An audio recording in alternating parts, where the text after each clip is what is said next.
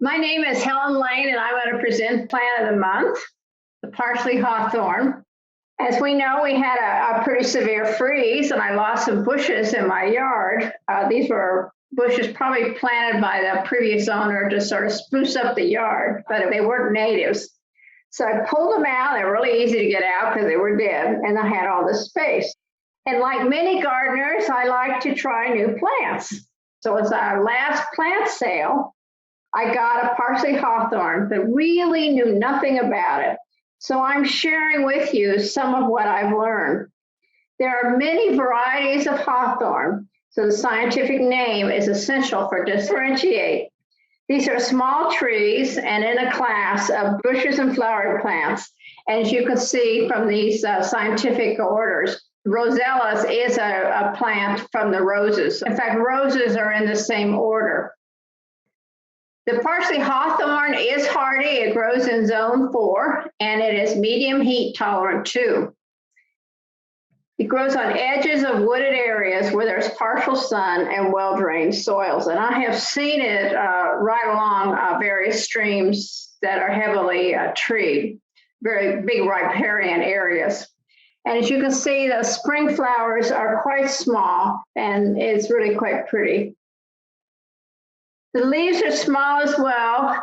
As you can see, they're less than 1 inch. I think they're lovely, and they look like parsley. That's the name, and they are considered decorative. With these leaves come thorns, so you can see they are long, and from personal experience, they are quite sharp. The plant does have a fruit. The fruit is called a haw. And you can see on the left, the summer haw. And then as it grows, it becomes a very sort of a pond-like structure with the seeds in the middle and consumed by birds. By fall, it's a small little red berry all over the plants. The distribution, in terms of Houston, it's mostly found in the northeast region of Houston, but it is primarily a tree of southeast Texas. So this is truly a tree of the South. They are planted here in Houston as an ornamental tree, and you can find them in various gardens, such as Memorial Park. Parsley Hawthorn is edible, and it is in the foraging books. And I found that the foraging book, at least the one I looked at, did not give it high marks for edibility, but it is edible. You can use it to make tea, but realize that it may have diuretic properties. And the fruit can be used in preserves. They're small fruits, so you probably have to have a lot of them, and they do contain vitamin C. Looking up how to propagate with seeds, they obviously have to have heat and cold treatment. Germination may take a long time, weeks. And from looking into this, I would say if you could purchase the plant from a good vendor like we have at our plant sale, would probably save you both time and money.